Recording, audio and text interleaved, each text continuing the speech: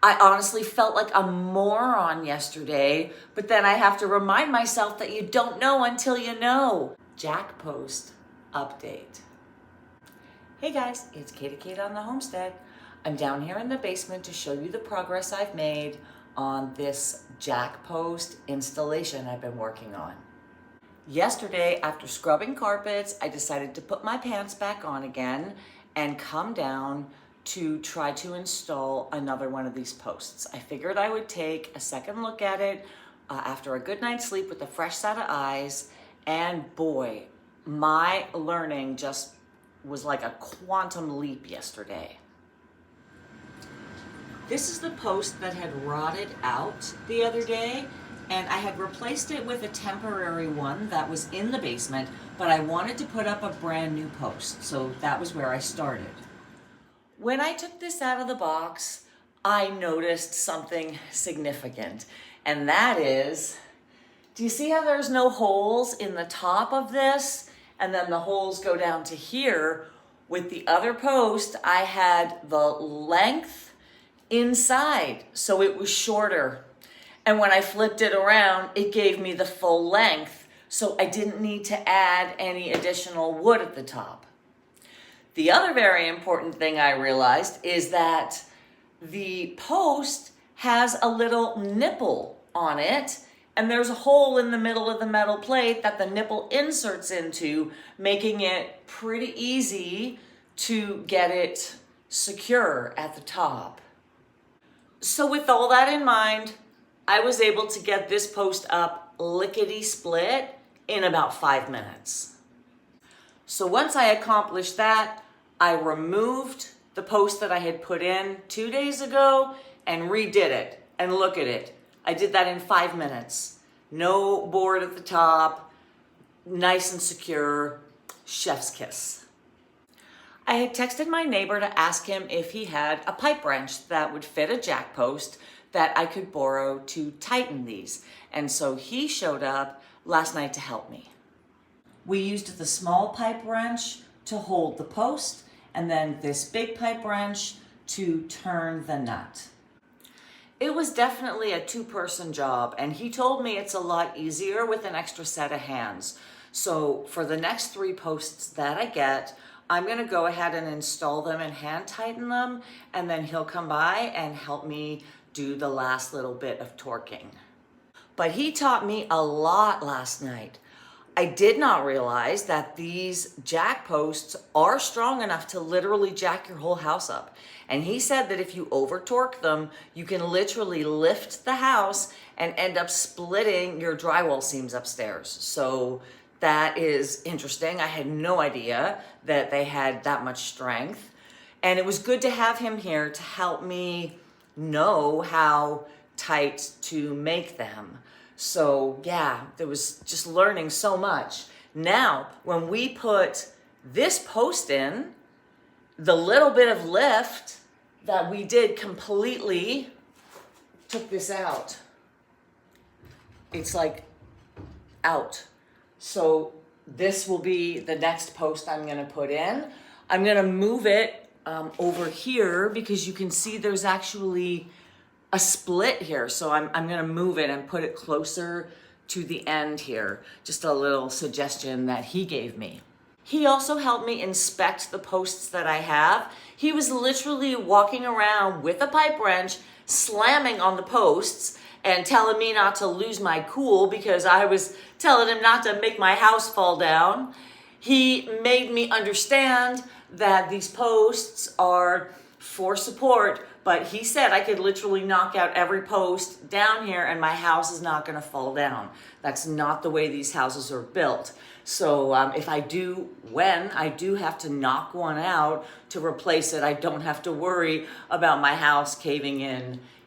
He said it would probably take 10 years for your house to sag, but just making me feel a little bit more comfortable with what I'm doing down here and that I'm not gonna make some critical error, knock out a post and then have my house collapse.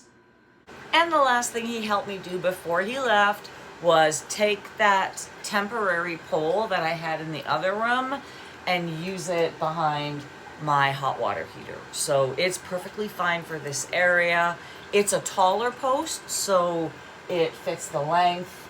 We did have to put a few extra metal plates, but I have a few extras kicking around that I also found down here. I've got a pile of metal plates and kind of bits. And the other thing that I did find down here was a pipe wrench. So that big pipe wrench that I just showed, that actually was here. So I did have one, and I just ended up borrowing his little one for the post. The last thing I want to say, what I learned last night, because we were talking about how this happened and how much time had passed and what has caused all of this deterioration. I'm trying to understand how the house was taken care of. And he basically said that this basement has flooded, and it has either flooded repeatedly or it has flooded and the water has sat probably at this level. And that is really what's caused this deterioration. He told me that if I keep the basement dry, the posts should last 20 years. So I don't know. I can only speculate again on how this place was managed before I got here. I do know that the oil furnace that was in the house when I moved here, I replaced it with this propane furnace, but it wasn't being used. So if there was a flood down here, if the sump pump had gone out and nobody had checked, it's not like the furnace would have gone out and anyone would have noticed. So I can imagine how it could have gone undetected. But I mean, it makes me feel a bit better installing the new ones, knowing that as long as I'm taking care of it, they should last. They should last. I do keep a dehumidifier running down here, and I have ever since I moved in. This thing runs 24/7 to try to manage some of the moisture down here.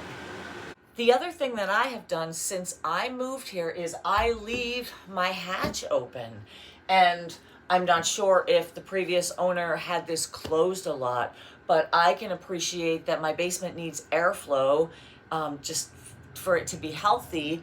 And it also helps because I can constantly just peek down the stairs to eyeball to make sure there's no water, to make sure that my sump pump is still working. I just check that on the regular. I keep an extra sump pump on hand as well, just in case anything goes down.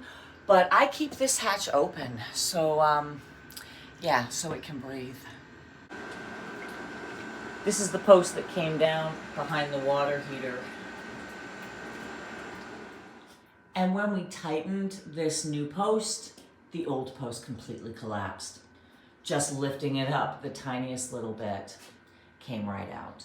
So the next 3 posts I'm going to do will be this one right here, this one right here, and this one right here. For all the pipe wrench smacking we did, those are the 3 posts that actually seem to be kaputs. All the other ones seem to be fine for now, so he's recommending that I just replace those 3 for now. Okay, well, just a quick good morning and a little update, because I did end up putting my man pants back on again yesterday and coming down, and I learned so much. It is amazing that yesterday it seemed so simple, and just the day before I was gonna tear my hair out.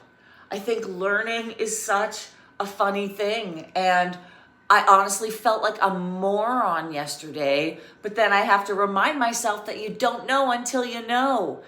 And yeah, quantum leaps around here.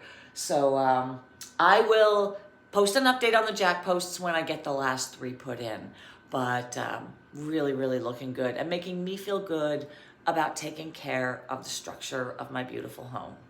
So until next time, happy, healthy living. I am Katie Kate on the Homestead, learning so much. I'll see you later.